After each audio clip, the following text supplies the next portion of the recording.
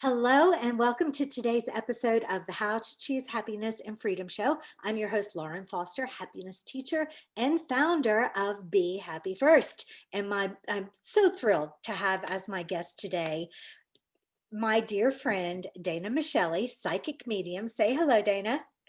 Hi, everyone.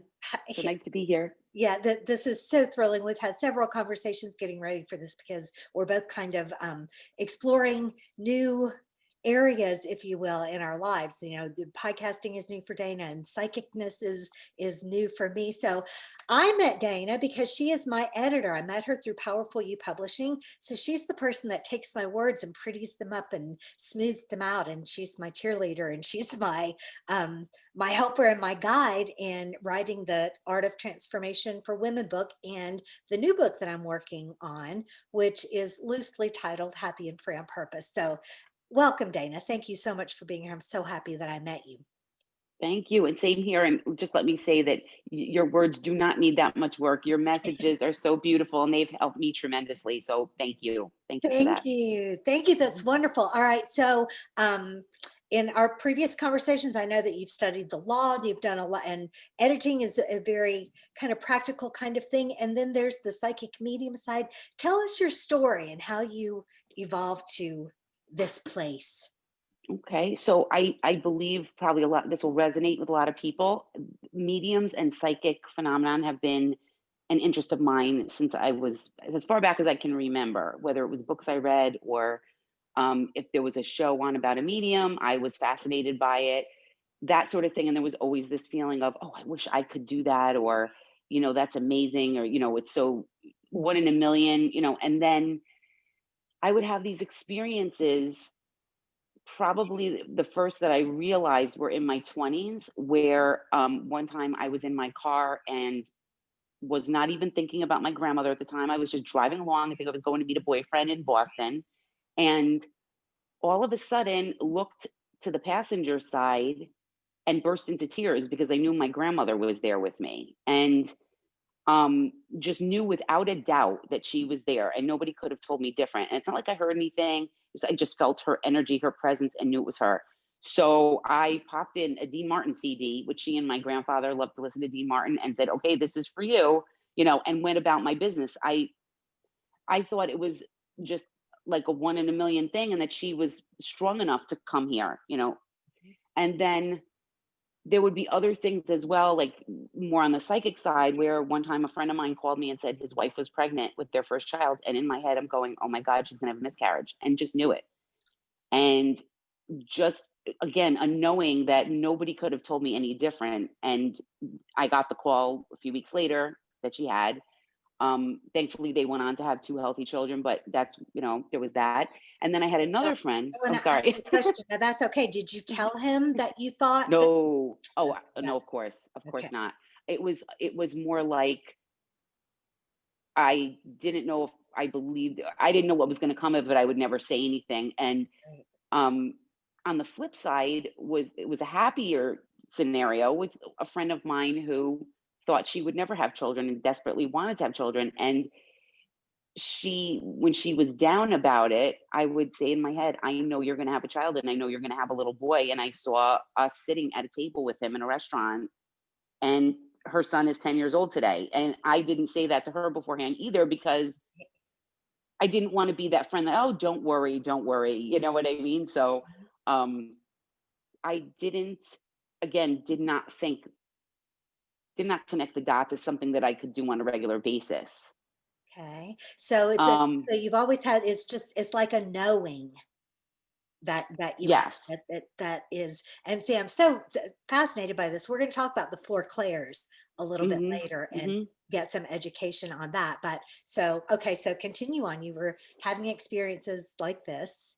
So it wasn't until it kind of coincided with my going into writing and editing full time, that I could make my own schedule, and sort of did more meditation, started listening to more teachers, um, that I started getting a more consistent experience, at least while meditating. And that's a big one. And then, but it really wasn't until this last year that I joined a group of amazing women who get together and we read each other and do exercises all over Zoom. We do these psychic and medium exercises that things have really started to deepen a lot for me, where I'm starting to be like, wow, I could sit down with somebody I've never met or even just be on the phone with them and get information. Wow, it's saying So I think that it's so very cool. Okay, so help me define what is the difference between a psychic and a psychic medium? Is or is that the same thing? it all comes from the same place, I guess. And well, I'll say what somebody said to me. And I don't know if I believe this or not. Somebody once said to me, all mediums are psychic, not all psychics are mediums. I don't know. I don't know. So I so I kind of only recently learned to how to distinguish when I'm getting information in a mediumship way and a psychic way. So the way it was explained to me was like if it's a medium, you're getting information about that person is coming through. So this is your grandmother used to bake, she loved to ride the train, that's that kind of stuff. Whereas the psychic stuff would be a bit more about you. Okay. It sounds very simple and it is, but it's when you're kind of in the middle of it, sometimes you're not quite sure how it's unfolding. Right. Okay. It's So, interesting. and actually what you said about all mediums are psychics, but not all psychics are mediums, that kind of makes sense to me because like the psychic feeling that you had about your friend's child and your friend's miscarriage, those were psychic things, Yep. but not necessarily a message from someone who has Right. gone before. All right. Exactly. Yeah. Okay. So w- what are the main reasons that people will come to request a psychic reading or you see what Um, I mean? So what is there to gain? I put a post on Facebook that said, have you ever seen a psychic medium? And one person said, yeah, nothing came true. So mhm. is there fortune telling? I mean, what do you think about being able to predict a future that, is affected by all of our choices? Right. Well, that's a question I have not been able to answer myself. So I've been read I countless times. So I could speak to why I would go. And it was I loved the idea of hearing from someone who had passed. Like just back in those days of knowing my grandmother had been there when a medium would say to me, your dad's mother's around you. And I'd be like, wow, it was real. Like she was really there. And it was amazing. It was not a painful memory for me because she'd been gone so long and everything. But some people, they're in that grieving period and they really want to hear from that person. They want to know they're safe. Um, they want to validate maybe their own contacts and signs that they've received from that person. And then there's the whole humanness of it, whereas, oh, am I going to get the job? Am I going to meet the guy? Am I going, that stuff. And definitely gone for those reasons as well. And I have to say that some have come true and some have not. And this has given me great pause. And there's so many factors that go into it. And I, the conclusion I've kind of come to is that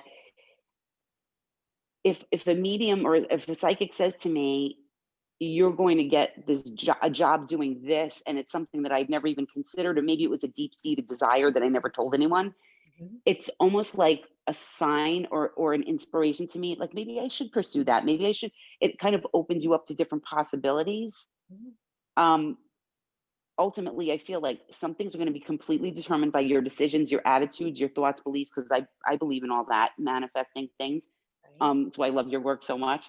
Um, and then, you know, it could be that somebody comes into your life, and maybe you wouldn't have given that person a shot, you know, Mhm.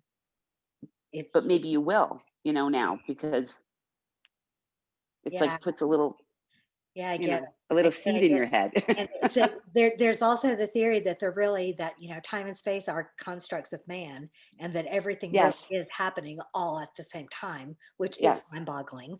That yes, there are some things that it's just very, very difficult for a human brain to get around.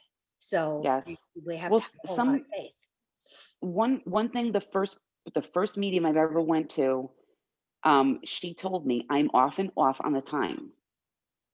And I found that to be true. And I could see why it would be for exactly the reasons you just said. I mean, there's so many things that go into it that we don't understand.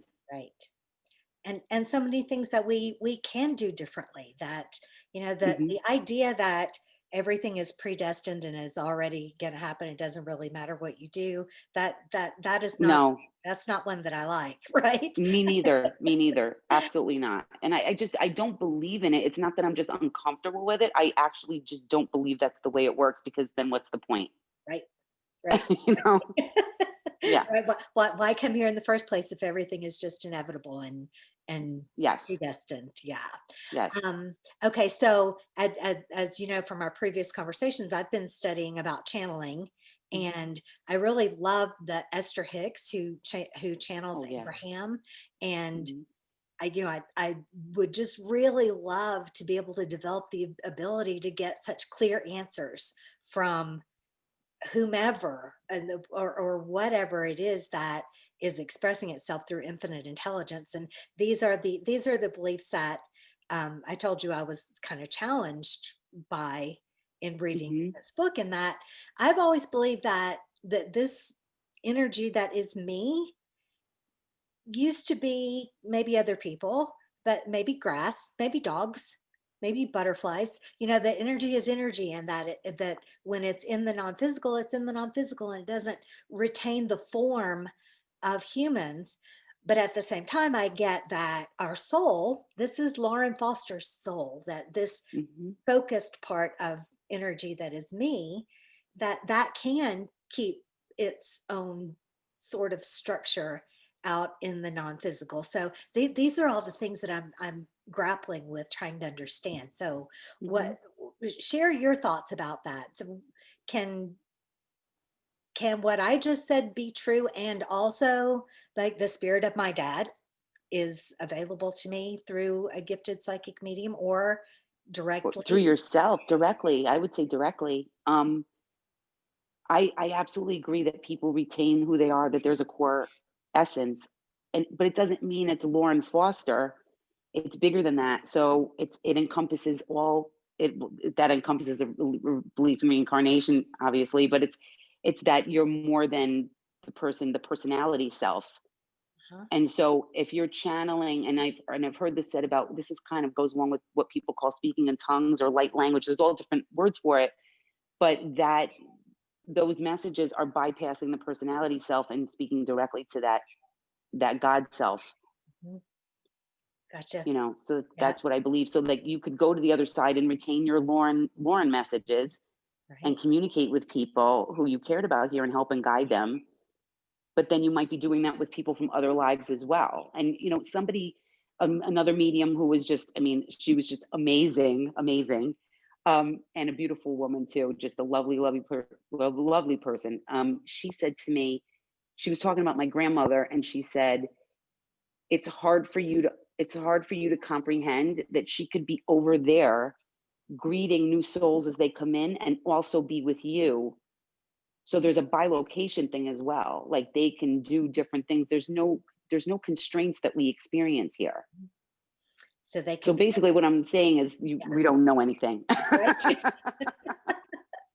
Now, see, that feels true to me. That feels very true. We just lost my brother in just a year ago from this past December. So we're in our second year, and I Mhm. firmly believe that he can have his hand on the shoulder of his wife and on mine at exactly the same time, and that he can also be celebrating and hanging out with mom and dad who are out there with him, and that Mhm. he can, or 20 or 30 or 50 or infinite other things, that his spirit is infinite now, Mhm. and that feels true to me. And Yes. yeah, so we talked about doing a reading during this broadcast, but we decided to do that separately so that we would have time to explore, and Mhm. and I will have time to get a little less nervous about that, and and get a And me little too.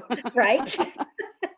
So we can both get on a more comfortable kind of place, and maybe in the evening with a glass of wine. That's Yeah. okay. So talk to us about the four clairs. And that this is another thing that I'm very interested in discovering. And as I've been meditating and things, I've been trying to pay attention to how I process things, if I'm feeling things, if I'm hearing Mhm. things, if I'm, seeing things. And a lot of times I will find that my body moves. It's so subtle and so imperceptible. And then I find myself trying really hard to not pay too much attention so I don't stop it. It just feels like a flow of spirit into my body that's just kind of swaying, sometimes back and forth, sometimes side to side, sometimes in a circle. But it's just this real gentle feeling of having my body connected to everything. Mm, And this is the first time I've said that to anyone anywhere. So, that's amazing. yeah. So, but what does that mean? Does that mean that which Claire is that where you feel things? It's odd. Well, it almost I always confuse my clairs. That almost strikes me as something similar to dowsing. Like, are you answering questions? Are you asking yourself questions while you're meditating? Are you asking anything? You're just trying to be calm. Well, so to a certain extent, sometimes I have a little ritual where I write down my intentions for the day. Like I want to be very focused. I want to be energetic. I want to um, be inspired and inspiring on the days that I'm planning to write or do interviews like this. And I Mhm. put those in a little cast iron container with a candle of some color. Today's was gold. I just felt like having a gold candle.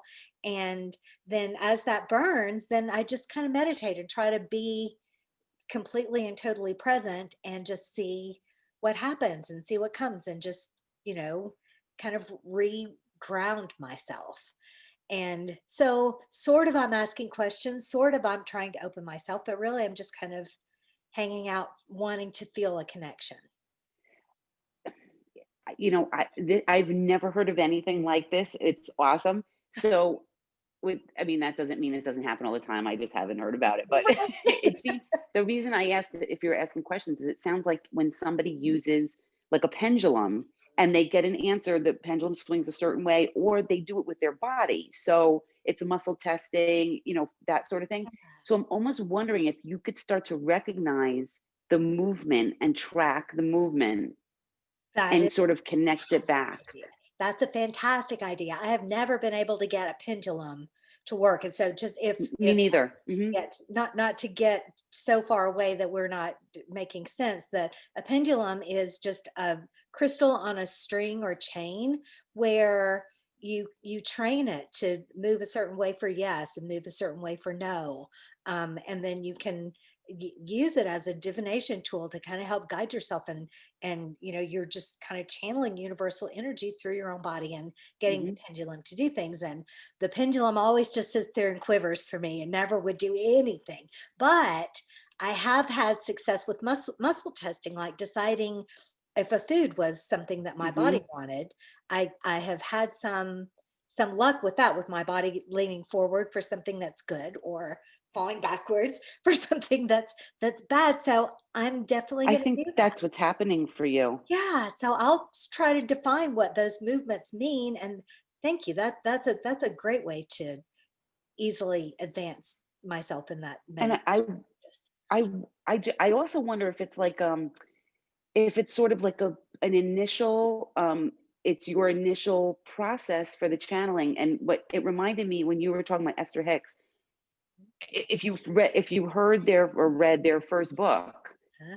and it was about how she started out, and it was starting out with letters, and she would say one letter, and then I believe eventually started spelling out things. I almost feel like that's what's happening for you, is that you're having this initial you're learning how your body gets the information. Mhm, mhm. I think that sounds absolutely perfectly true. And one of the exercises in the channeling book is to learn to attune with different energies. So you Mhm, hold a crystal and just, ask it what it is, what it's for. Just, have a conversation with the crystal, and then you mhm. put it down and do the same thing with a different crystal and notice the differences in the Yes. energy. And I got the idea that my body was moving differently but it's so Mm, subtle with the different crystals. So how much fun would that nice. be to be able to just have conversations with rocks? It's awesome. And were your animals or your plants or Yeah. I mean, seriously, I think that's what's happening for you. And you've talked about channeling with me and you've talked about how much you want to do it. Mhm. And in my way of thinking, it's like if you want it that badly, it's going to happen for you. Yeah. It's a pure intention. You want it for to help other people, to help yourself. Like I believe we all have an innate ability to do these things, but it takes work and it takes a true desire to do it, and that's it. So yeah. Yeah, so I'm really excited about this journey, and I'm gonna keep, bringing up questions and meeting with people like you and meeting Hmm. other teachers and things like that. Because we are such expansive beings if we would allow Hmm. ourselves to, become not so limited by just this body and be more Yep. expanded. So it's so much fun. Yep. Okay, so one of the things that I want to make certain that our listeners get from this interview is that, and it's the kind of ironic, but last week's guest was also she was a lawyer, Hmm. Hmm. I can't remember what kind, civil rights, I don't know, some kind of attorney. And Hmm. now she is an energy healer and she teaches, Reiki, and she's gone the completely separate way and, Hmm. exploring all of these things. And Hmm. so I want people to really understand that we are not defined by our past, even yesterday. You get to change your mind and look at things in a different way anytime that you want. So can you speak any to your process of embracing this more spiritual type of activities as opposed to your more practical, pragmatic, analytical side? Yeah. I mean, I probably had an easier time of it accepting it than most internally because I was always felt like I was always being ripped in two different directions, and to some extent, I still do. And I appreciate both. Like I enjoy using my mind to think critically about something, but there's always this other pull towards the spiritual stuff. It was more of a question of thinking, could you do it at all? Could you do both? You know, what will people think? Is it possible? Those sorts of things. But Mhm. even like there was always, like I said, that pull towards if there was a movie like The Sixth Sense, I was watching it. You know what I mean? Not scary stuff, not horror movies and stuff, but like anything that was about that ability. Mhm. And it was deeper than this is just 2 hours to kill watching a movie. It was like, wow, Really it just, fascinated you and drew yep. you. Yeah. Hmm. Awesome. Yeah, Yeah. but I firmly believe that we are all born with different gifts and different tendencies, and Hmm. but we're taught to push that Yes. aside and just do do your homework, stop daydreaming, be on time. Hmm. Hmm. you But know, by the same token, I mean, like, even something like creative pursuit, like writing is similar to that. So, we're taught that what are you going to do? You're going to write a book? Yeah, right. That's not going to happen, or nobody's going to right? publish it, or whatever. Mhm. And so we're pushed into maybe other things that aren't really, they may be fulfilling on some level, but they don't help us in totality. We Do need what other you love. things. Right. You're never gonna make a living at that. You Right. better have a real job and do what you love on the side. Yeah, all of this Yes. message that, my parents grew up in the Depression. So there was a Hmm. whole lot of, the value of security and a steady paycheck and, doing what is it seems possible instead of, dreaming and following our hearts and following our souls. And so I love the example that you're setting by showing that you can do both. It's Oh, thank you. and you should do both. You know what? Why would you cut off either side of your brain? Right. You know? Right. I mean, I have to give credit where credit is due, and that's my clients, because if I had gotten into a different area of writing, who knows what would have happened. It was my clients who most of them are spiritual, in some regard. Mhm. The what I've learned from them has been so incredible, and it completely shifted the way I think about everything. Mhm.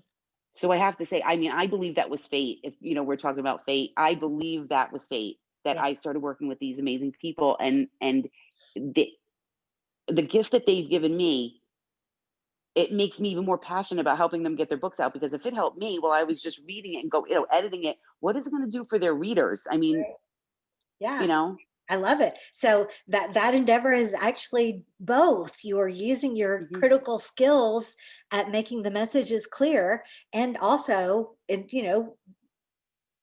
being a light worker and hmm sharing all of this information with the world. Ugh, so good. Such good stuff. I love it. And so it just popped into my head that I don't know if this is a reasonable question or not, but well, I told you that I did a post on Facebook, and people have had bad experiences with psychics. sure. So how do you go about choosing and uh, someone to talk with in this way, and how do you know? It's like I know that I'm going to love my reading with you because I totally resonate with you. I just think that hmm you're awesome. I think your Thank spirit you. is pure. I don't think you would make up something to save your life. But there are, this is a world in which people are not necessarily always like that. Well, it's there's a spectrum. So there may be the person who's the fraud. Absolutely. I've gone to people years ago that were like, buy this candle, it's $1,000. Somebody out there is laughing right now as they listen to this, because everybody's heard this. Everybody that's gone to like an impromptu reading Uh, somewhere has heard, oh, there's something you need to like, there's something, not a curse per se, but like there's some sort of energy that you need to purge by buying this incredibly expensive candle, and it's going to burn and it's going to cleanse you. It's Everybody will resonate with this. right. So that's happened to me, and that's whatever. But then there's a lot of gray area. Then there's, on the other end, there's this person that gives you this unbelievable reading that you're crying because you know that your mom or whoever is talking to them. And then there's the gray area where it's just not connecting. Like, for whatever reason, they may be pulling on an energy that knows you, that you don't remember the person. There's some sort of disconnect, but it's not through any ill intent. It just happens. It just happens. It's not going to be that perfect experience. So there's a continuum. It doesn't have to necessarily be a bad thing. That being said, whenever I've heard about somebody through like a friend or word of mouth, and it was somebody that made an appointment. It was very official. It wasn't just like come in whenever you want, walk in. I've had really amazing experiences. Okay. All right, awesome. Um, we're gonna wrap things up and keep this episode pretty short because we're gonna probably do a second episode. Sure, But are you offering some free readings to? I am. Okay, how many? Oh, I really didn't give it much thought, but let's say, I don't know. What do you say? 10? Right. Okay. Let's say five. Let's say five Okay. free readings, and we're going to supply you with an email address to contact Dana. And so this is being recorded on January 20th, 2021, and it will be so that you'll have to be pretty quick. But even if you have missed the window for the free reading, still reach out to her and see what kind of deal she might be offering, or just hmm kind of get to know her and see if she's someone that you would like to work with. So, and hmm I'm of course going to keep you informed as to how our relationship evolves and the things that I learn and the ways that I open up. There. Well, one of the things when I think about talking with people who have left us is, what about all the other people that are still living that also know that person? And it almost feels like an invasion of privacy, or just these weird confused feelings that I need to sort through and get around hmm before I hmm proceed. But they're important. Yes. Questions are how we learn. And so I'm not at all upset that I have doubts, that I have questions, that I have challenges, because that's your impetus to grow and to discover your faith and discover where you're gonna just allow things to be, instead of trying to make things happen, which we do hmm so much as humans. So, hmm all right, anything else that you want to add before we wrap up for the day? Just one more thing. I would love to give a shout out to my teacher, Carol Ann Dickinson, who runs the development circle that I go to every other week. Huh? And anybody wanting to learn more about exploring their psychic and their mediumistic gifts, please reach out to me and I will put you in contact with her because she is an amazing, amazing teacher. And as are all the women in the group are. Okay, awesome. And And she's also an author in her own right. She's the author of Three Full Moons, which is three now full available. It's a moons. novel and it's fabulous. Ah, Yes. okay. And just as a reminder, Matt, wherever you're watching this or listening to this, if you look below in the show notes, we'll have all of this information, all the links, and the way that you can get in touch with Dana and everything that we've talked about that has a place for you to go. We'll provide that for you in the show notes so that you don't have to pull over if you're driving and write something down. All right, Dana. Well, thank you again so very much for being with me. I totally Thank loved it. you. And we're going to do this some more, and we're going to do my reading sometime within the next few days. And yeah, I'm very much looking forward to that too. Me too. Thank you so much. Thank you. All right, so I'm going to see you next week. I don't know who our guest is going to be next week because that's how I roll. But in the meantime, remember that happiness is a choice, and you can always choose to be happy first. I'll see you next week.